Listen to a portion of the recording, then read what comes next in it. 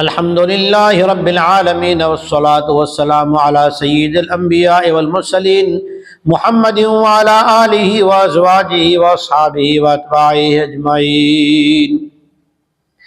مال غنیمت، میدان جنگ میں حاصل ہونے والا مال، فوج جو ہار جائے اور فوج میدان چھوڑ کے بھاگ جائے، اس نے جو کچھ چھوڑا اس کا حکم اگلی قوموں میں تھا کہ اسے چھوڑ دیا جاتا تھا اور آسمانی آگ جلا دیتی تھی۔ لیکن امت محمدیہ کے بارے میں کیا ہے؟ فرمایا نبی کریم صلی اللہ تعالیٰ علیہ وسلم نے، اللہ جل شانہ نے مجھے اگلی امتوں سے مختلف 5 ایسے انعامات دیے ہیں جو اگلے کسی نبی کو نہیں ملے۔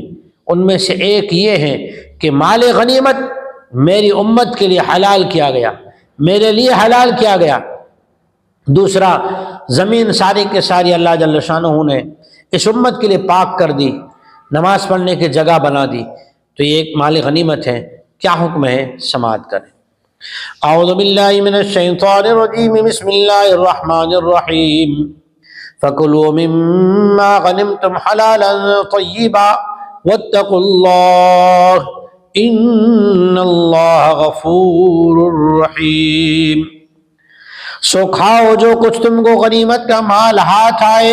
پھر اسے تقسیم کرنے کے احکامات انشاءاللہ آئندہ اسباق میں آئیں گے کہ مال غنیمت تقسیم کیسے کیا جائے۔ الگ الگ بٹالین ہوتی ہے نا، جیسے ایک آرمی ہے، ایک BSF ہے، پھر SRP ہے، پھر جو ہے اس طرح پوسٹ وائز۔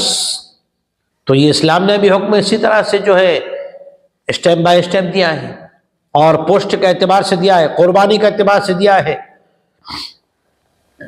سو تم کھاؤ جو کچھ تمہیں مال غنیمت ملے وہ حلال اور پاکیزہ ہے تمہارے لیے، لیکن ہاں اللہ سے ڈرتے رہو کہ اس مال غنیمت کی لالچ میں مت پڑنا۔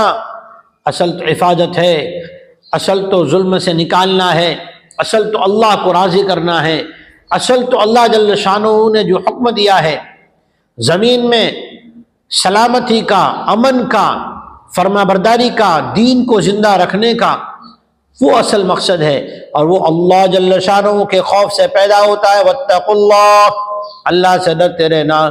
ان اللہ غفور الرحیم، بے شک اللہ جل شانہ تو معاف ہی کرنے والا ہے، اگر بھول چک ہو جائے نا تو اللہ معاف کرنے والا ہے، رحیم مہربان بھی ہے۔ اگر غلطیوں کا اعتراف کریں گے، جو کچھ ہم سے مال غنیمت میں یا کسی بات میں خیانت ہو گئی، سستی کاہلی ہو گئی، اللہ جل شانہ سے معافی مانگے، توبہ کریں، اللہ معاف کرے گا۔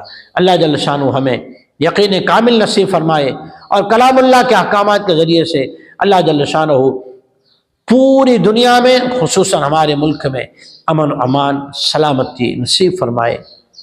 فساد کو، فسادیوں کو، ظالموں کو، ظلم کو، دہشت گردی کو اللہ جل شانہ ختم فرمائے۔